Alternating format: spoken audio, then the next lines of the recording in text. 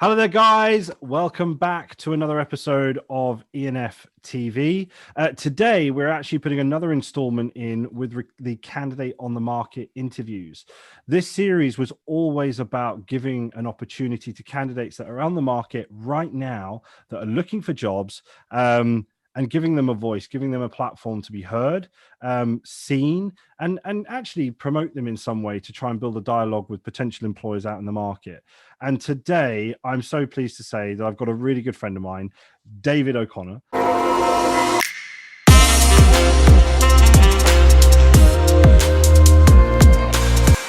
So thank you, David, for joining us. David is actually a hospitality sales leader in the UK.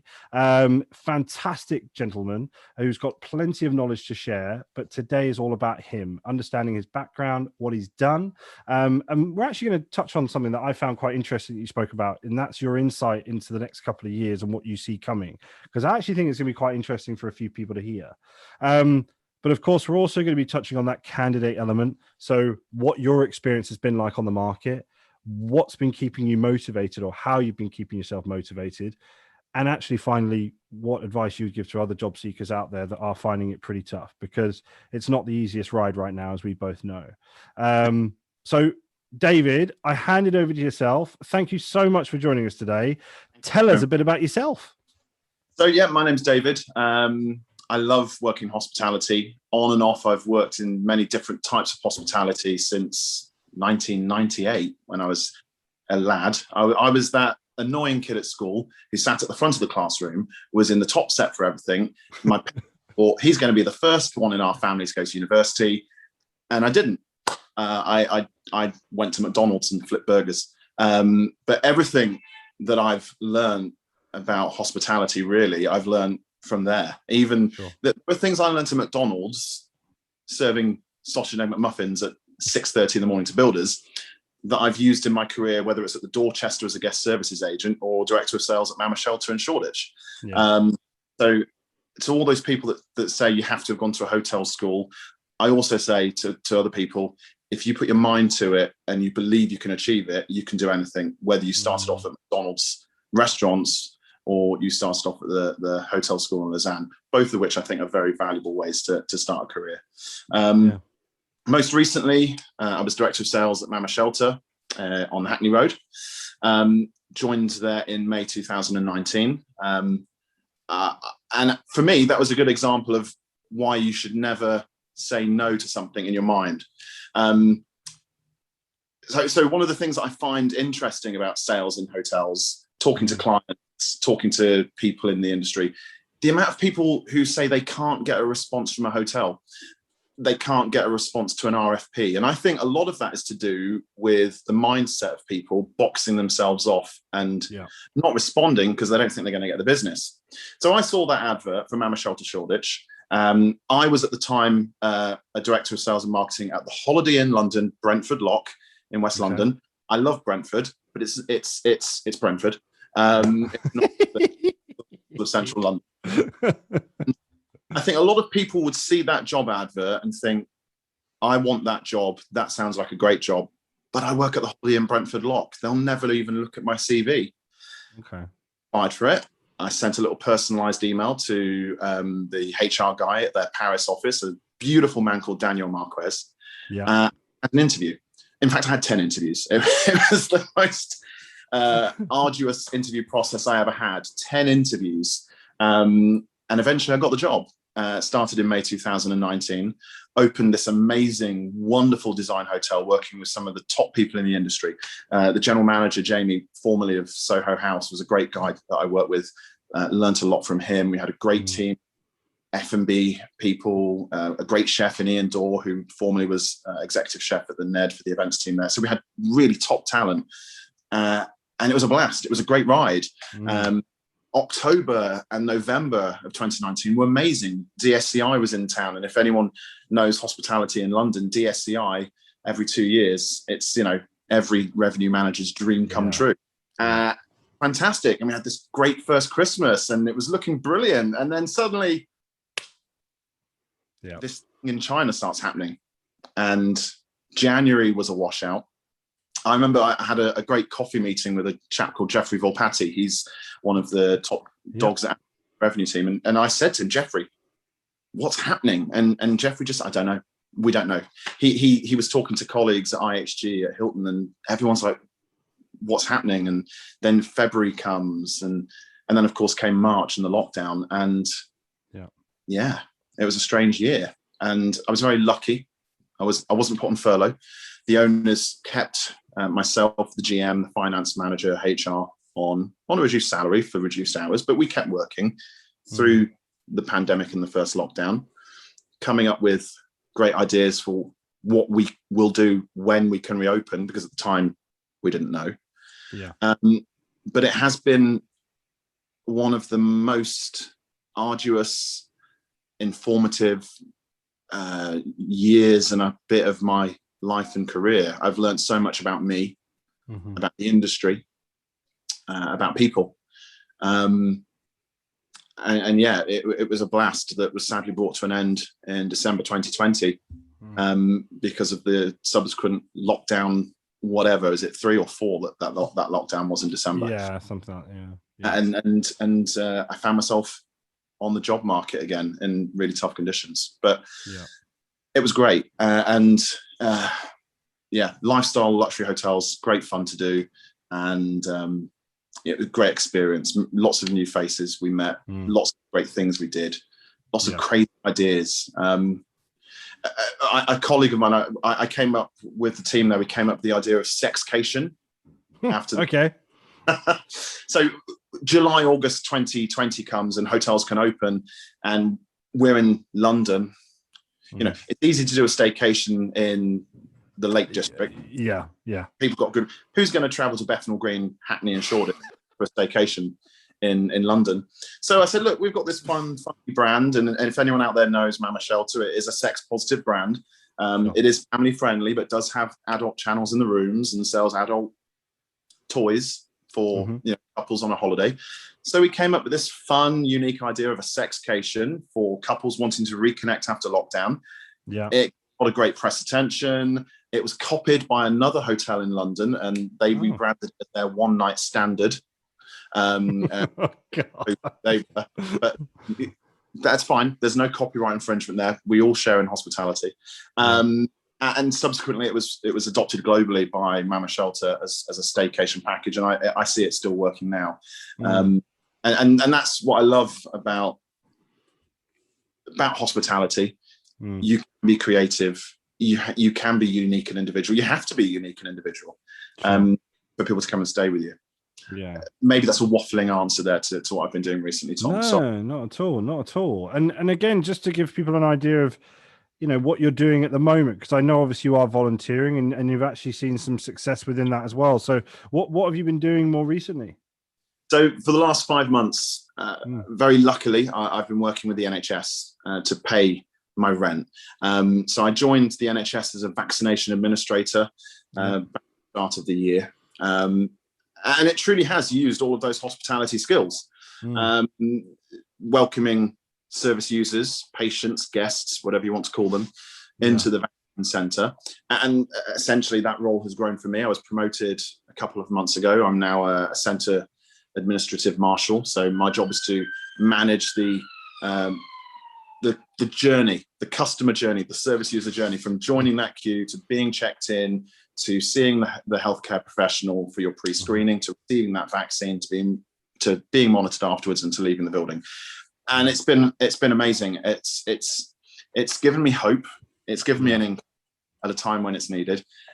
It's also made me realize how much I love hospitality. And I think a lot of people don't think about it, but there's a reason that the first part of hospitality has the word hospital in it. And if you look at the history of the hospitality industry, the first hotels and inns were in monasteries and religious orders where they would a hospital, and to treat you would travel to that hospital for treatment. And just meeting some amazing people, whether it's these healthcare professionals who work all the hours God sends for what is not a lot of money, to patients as varied and diverse as I've met a couple of celebrities, a Premier League footballer, a couple of sports pundits from the TV, but also some of the most at-risk people in our city in London, and some of what I refer to as the least and the last and the lost in our community. Right. And that's what I'm looking forward to most about getting back into hotels, because I've always been, and some GMs love it, some GMs find it challenging, but I'm a big believer in corporate social responsibility, right, outreach to the local community. When I was at the Holiday Inn Brentford Lock, I was elected president of the Chamber of Commerce for Brentford. I was a patron of the local Amateur Dramatic Society. That was always good fun. After a long, I can imagine, hotel, going to see a play and giving a speech at the start, bringing students in on work experience and mentorships. And so that's what I'm hoping we get to do when I get back into a hotel, and being part of that community. And that's the secret to a good hotel. And you see these big brands like Accor now creating the augmented hospitality concept. That is the future. If I live in a community and there's a decent hotel down the road, I should feel welcome to go in and have my dry cleaning done there, have my Sunday lunch with the family there, get my friends and family to stay there. So yeah, the last 5 months has been difficult, but invigorating at the same time. Yeah. And again, I think it's one of these things where you do, during these sorts of period of times, you can get to a point where you start looking at how great you actually, well, how great it was, but also how much you actually loved it. I think in the times, sometimes you wake up in the morning and you think, Christ, you know, can I get in today, or gosh, another day, or another week, or Monday's coming back round when you're in that job. But then when you're actually taken out of that environment and taken away from it, you kind of go, wow, actually, I really love that. And it's, yeah, I get what you mean, because I think I've spoken to a lot of people, and I myself, you know, there's a couple of points that you touched on that I completely agree with. One of them, you know already how passionate I am about the next generation of hotelier, and how we do need to empower young people to come forward and cultivate that talent, because there's an opportunity there. But I also have spoken to a lot of people that genuinely miss the industry. They genuinely miss the teams they worked in. They genuinely miss the activity, the engagement, and the look on, in some cases, people's faces when you give them that incredible experience. And also, who thought that I would miss the Platinum Rewards member expecting their free upgrade on a Friday night when you're fully booked? You know, all of it. So it's, you know, and it's missing seeing those young people as well learning with you. I mean, look, I mentioned my first proper job was McDonald's flipping burgers. Okay. Yep, but I've done years. You know, whether it's originally when I was 18, I wanted to start training to be a priest. I was an actor for a few years in the middle there somewhere, and I've won an award from the Daily Mail for writing a play. But hospitality has always been there, and I'm very lucky that I was brought up by my mum to believe that anything's possible. And I remember 2010, 2011, I lost my dad. And I was a bit adrift and I needed a job. I found myself in this position where I was out of work. And I don't know why I did it, but I applied for a job at the Dorchester on Park Lane. And it's only thanks to the people in this industry like Kostas Faltos, who was the rooms division manager there at the time, who saw beyond the CV that said McDonald's flipping burger.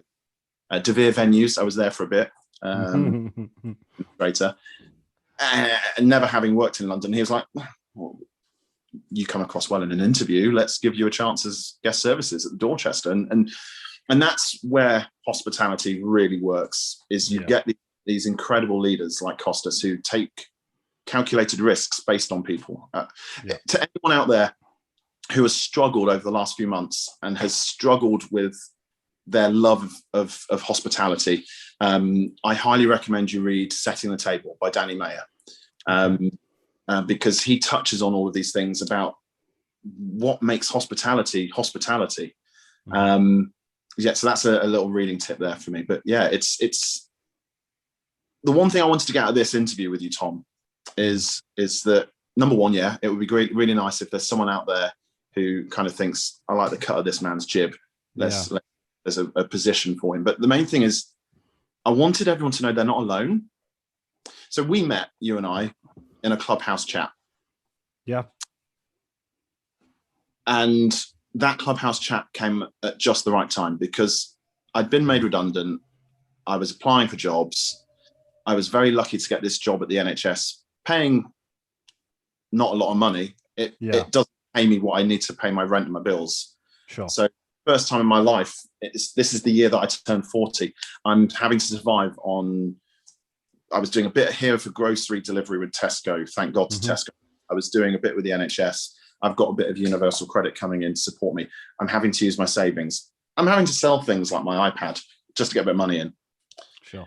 And I'm applying for jobs in sales because everyone told me your skills are transferable amongst industries. So go for a different industry.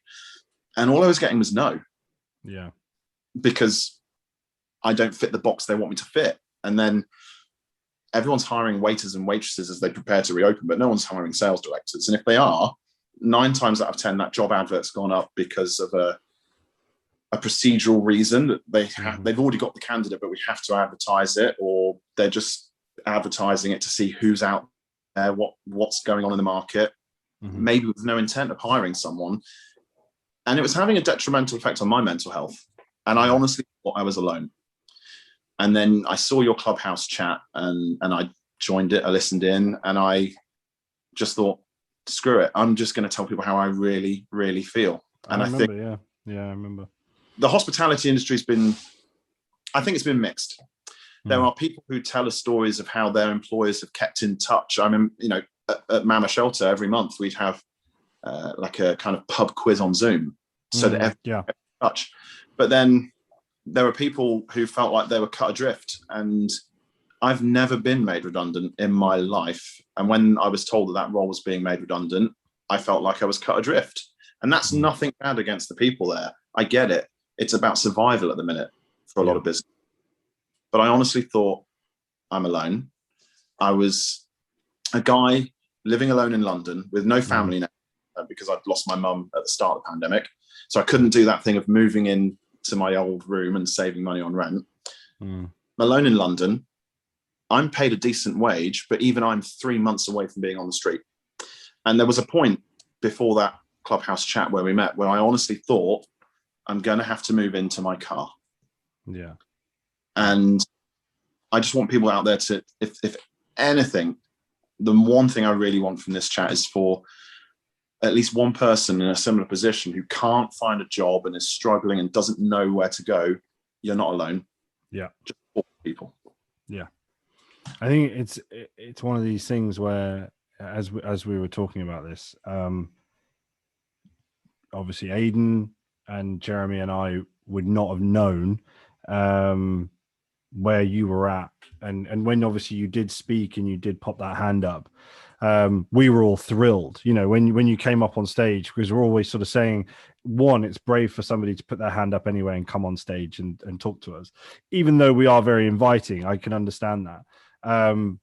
But what was overwhelming was the amount of people that just jumped on what you were saying, and with encouragement, with support, and with then actually telling their story and subsequently showing that sort of community spirit where you're not alone. And I think after talking to you, because I remember actually I sort of jumped on a chat because I was like, oh my God, we need to talk, because I think we'd meant to, and for whatever reason it didn't pop up in my diary or whatever, and I was very apologetic, and I remember that, but something just resonated with me where I just needed to get in contact with you, and we obviously carried on and we've caught up and everything else, but I know that there's a lot of people that what you said will have resonated with them, and what you've just said now will resonate with them.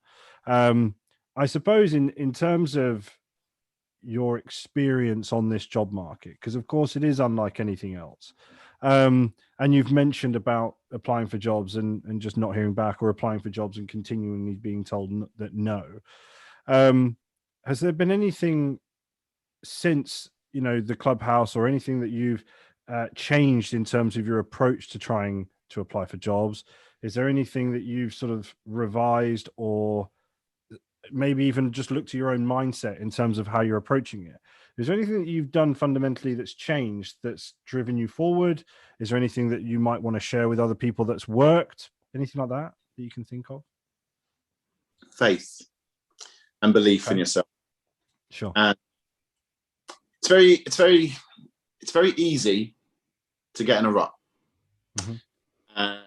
When you keep getting told no, no, or you're just not hearing anything, you can fall into that very bad habit of cut and paste, just apply, and it becomes soulless and soul destroying. And you end up just applying.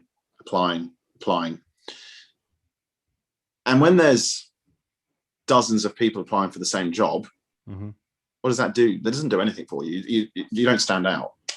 No. So I had to rediscover myself. And that's the thing.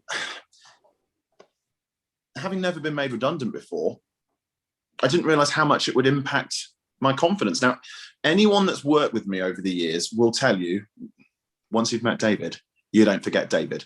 Yeah. Okay.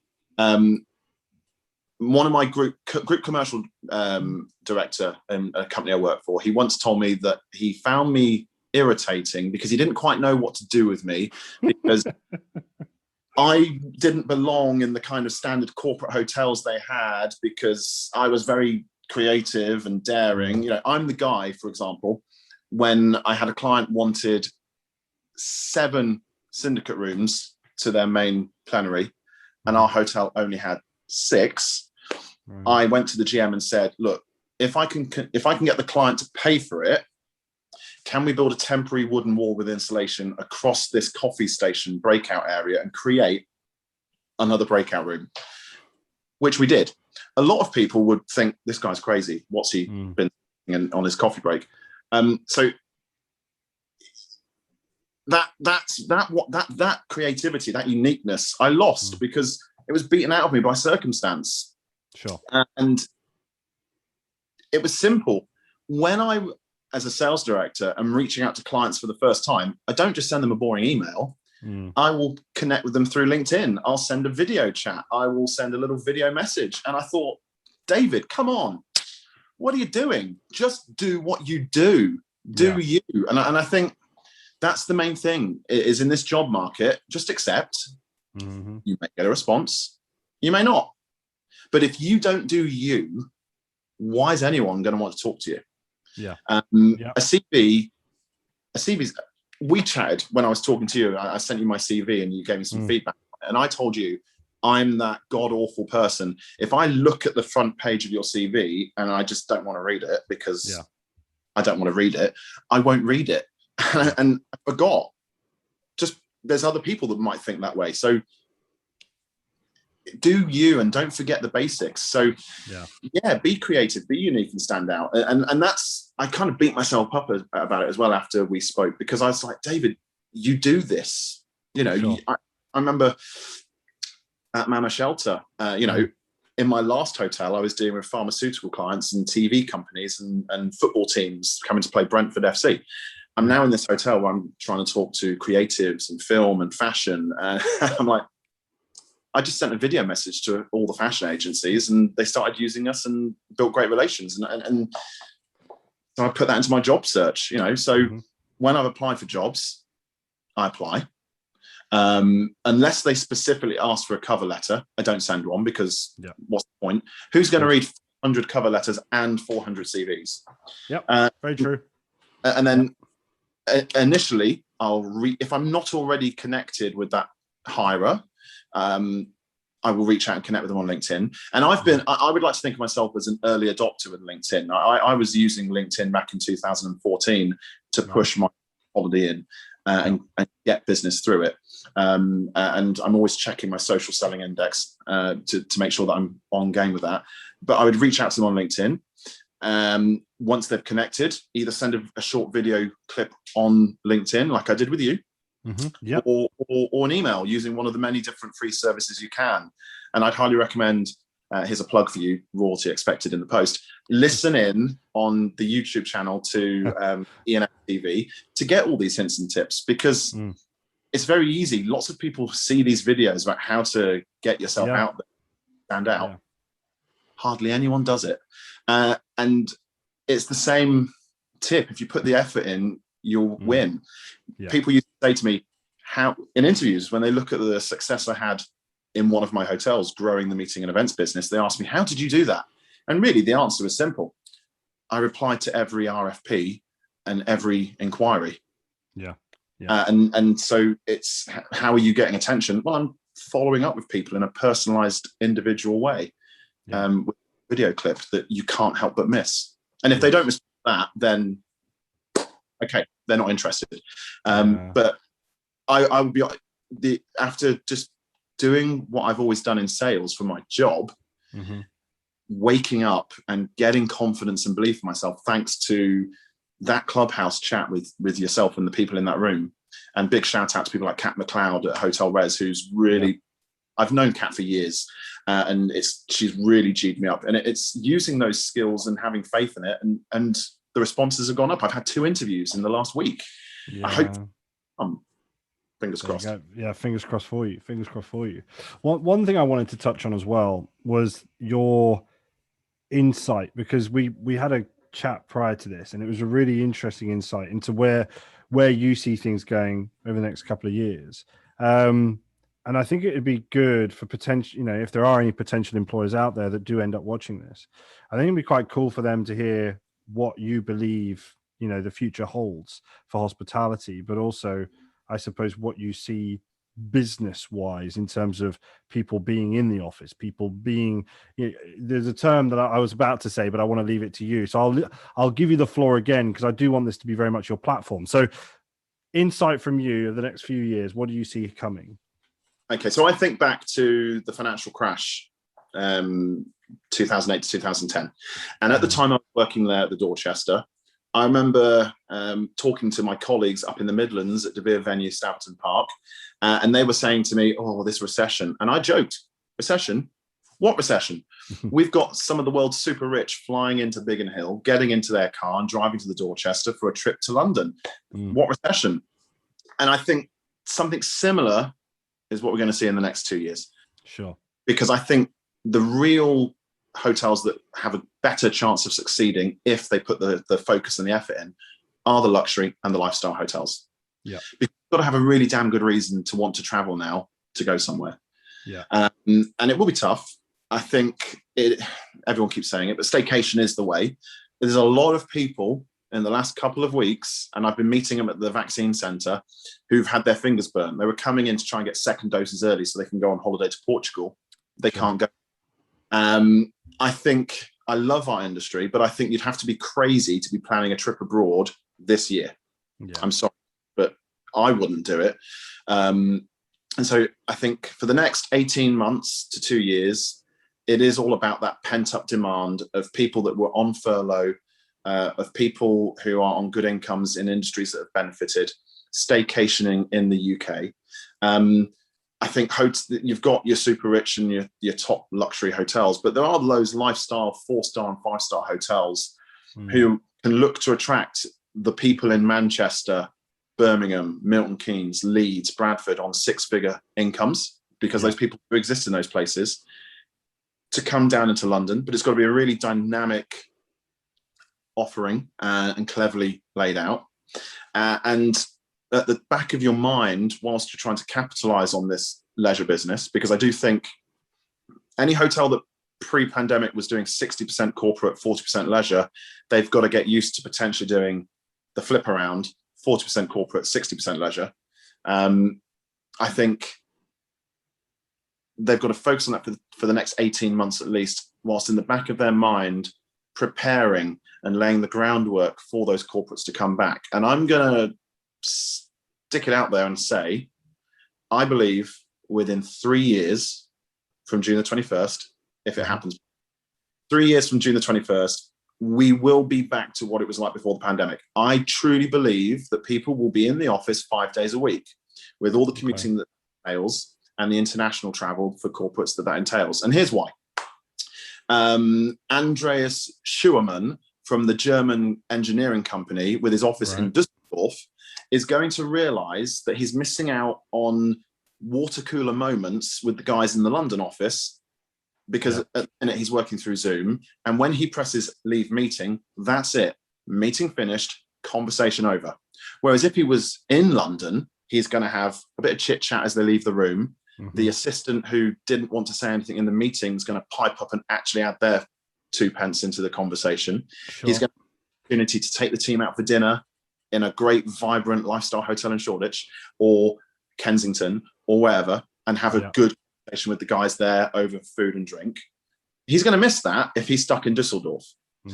And then the same for the guys in the office in London coming in together. You miss those moments of, you know, just talking and having a great idea come out of nowhere. And we've already seen these business leaders from, you know, Tim Cook at Apple's having problems trying to convince his guys that office work is the way to go. You've seen the guy at KPMG saying he wants people back in the office. It's going to happen. I mean, look, I'm lucky. You're lucky. Behind you, you've got a lovely setup there with a map of the world and a big flat screen TV. I've got some nice books. I have an environment that's amenable to looking professional whilst having a Zoom meeting with you. But there are some people, we've all seen it over the last year, who are doing Zoom meetings in their bedroom with washing and laundry here, or the dogs coming here and the little kid. It's not amenable to people's mental well-being at home and their mental well-being in their career to be doing this. Sure. So I do think it will come back, and I think it's going to be a tough road there, but the effort's got to be put in now and diversifying. You know, I think one of the things I think is a challenge in the job market for people like me as a director is that I think owners and operators are trying to decide, do I get a salesperson who will sell my hotel, but who are they selling to? Because everyone's furloughed, out of business, or working from home. Yeah. Do I get a revenue manager who's going to make sure I get the best possible rates for the available business out there in the market? Or do I get a good marketing person who's going to market my hotel so that it's present and knowledgeable for those people who are traveling when they travel? And I think you need a bit of an all-round experience from all of them. One of the things I say is a unique selling point for me is I am unique and creative and different. I love to, I mean, I'm very lucky. I'm well connected with friends in the industry. I ask people, what are you seeing in the GDS in this area? What are you seeing over there? What's it like in Edinburgh? You know, but that's what I think the next 2 or 3 years is hard work of making your property stand out, working with all these individual travel agents. Because I do think there's a shift of people booking through travel agents, so they can book the hotel, the train, the flight, whatever it is. Sure. People don't want to take that risk of booking with a flight from, you know, if I book a flight to Edinburgh and with the EasyJet, and I get my hotel on bookings.com, and then for whatever reason the Scottish government puts Edinburgh into level 5 or whatever the tier they have there is, EasyJet are going to say, we're still operating flights, don't get your money back. But I can't go, can't stay in the hotel. I've got no umbrella. I've got no one to support me. So I think in hotels, it's going to be a lot of work. The number of people you're talking to is going to exponentially increase, because you need to talk to all these individual travel agents and consortia working on leisure business. And most salespeople in this country, I don't think are used to that, because they're all focused on, and there is no corporate right now. Yeah. Look at the news the other day. America has updated its list of 61 countries that Americans can travel to. The UK is not one of them. And we all know that in central London, you've got European travel into King's Cross and you've got American travel into Heathrow. And those areas are suffering because the Europeans aren't coming and the Americans aren't. And that's hitting East and West London at the same time. Yeah, it's true. It's true. And this is why I wanted to give you that platform right now, because I think anybody listening will know that you know your stuff. You know, you are creative, you are dynamic, and you do know your market. And for anybody right now, I think that's massively valuable.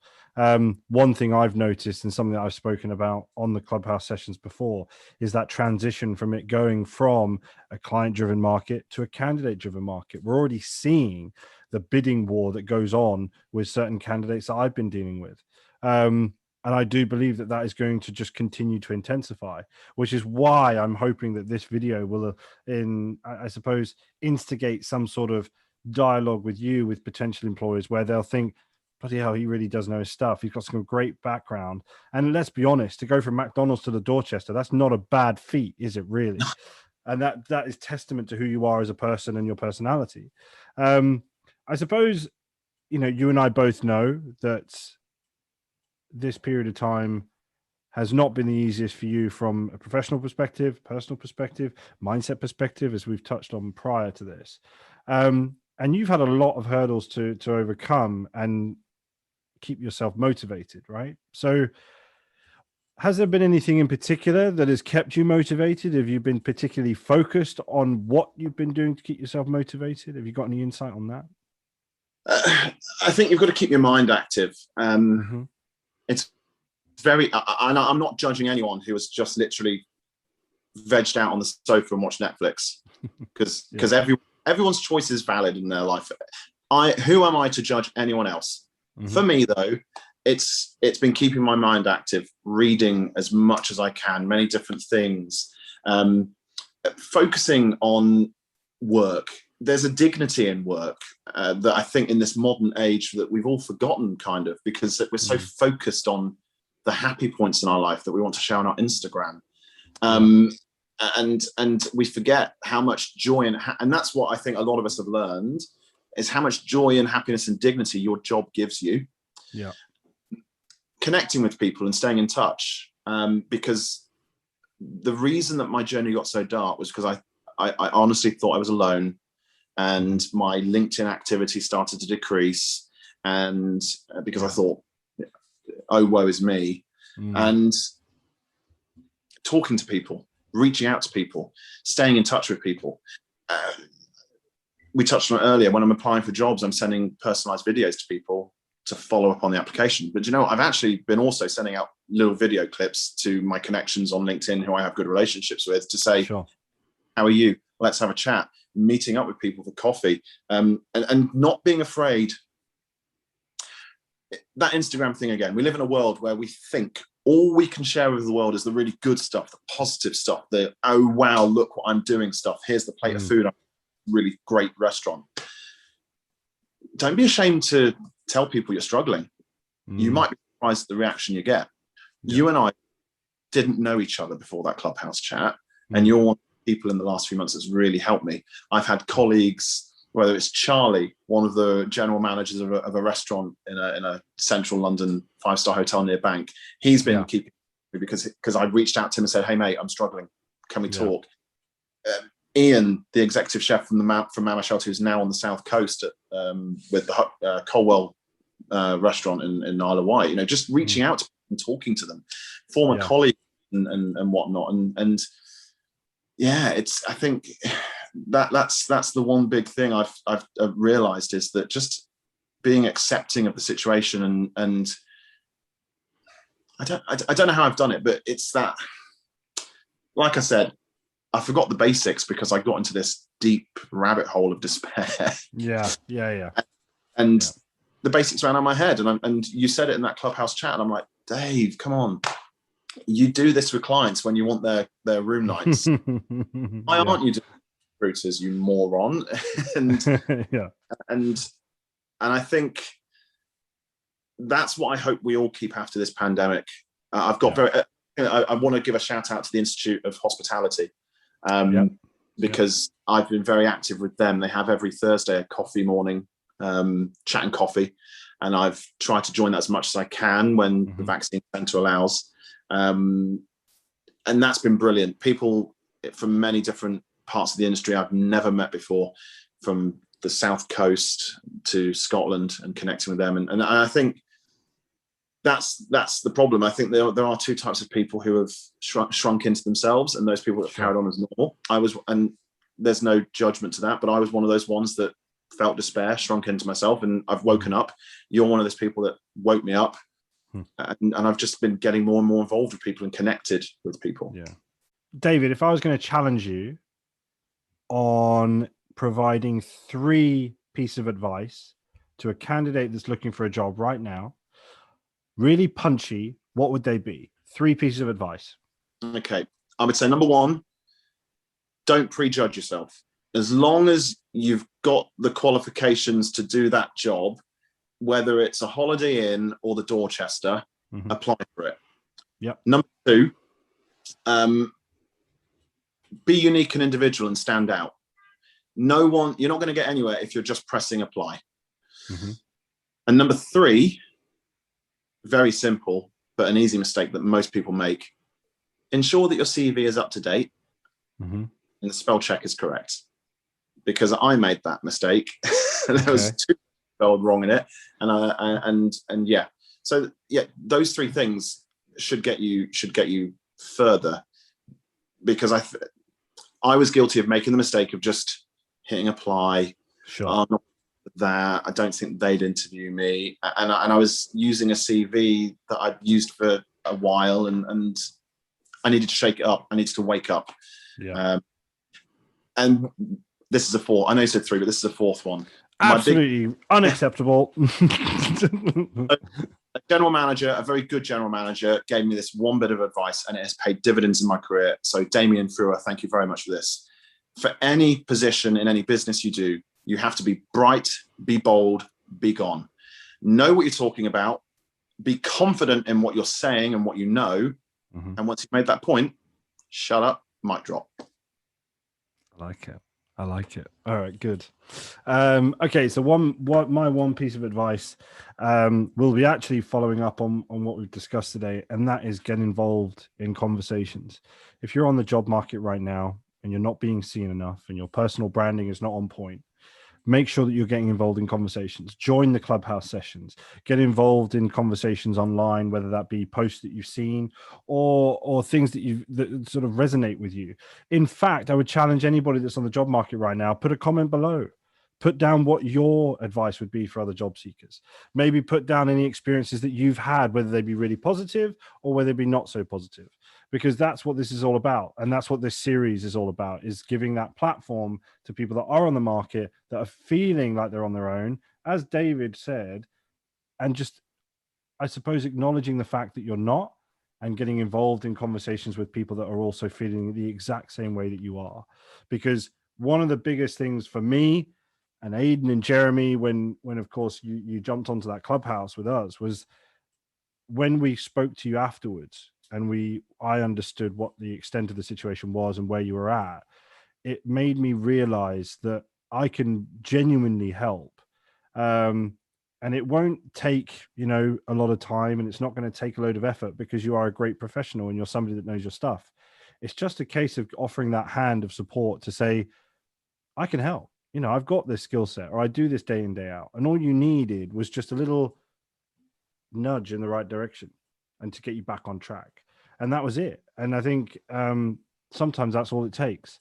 So I suppose my piece of advice would be, get involved in the conversation, get involved with your network. Don't be invisible. Step back in the spotlight and be who exactly you are. David, I just want to say a massive thank you to you for, 1, appearing on the show, but 2, being so honest and transparent with what you've experienced, what you've gone through, but also, I suppose, how motivated you are to get back to where you want to be. Because again, it does take a lot of confidence, I suppose, and a lot of determination. I want to say a certain word, but I won't on here, to put yourself in front of the camera and really get, put yourself out there. So a massive thank you to you. And yeah, I really do appreciate it.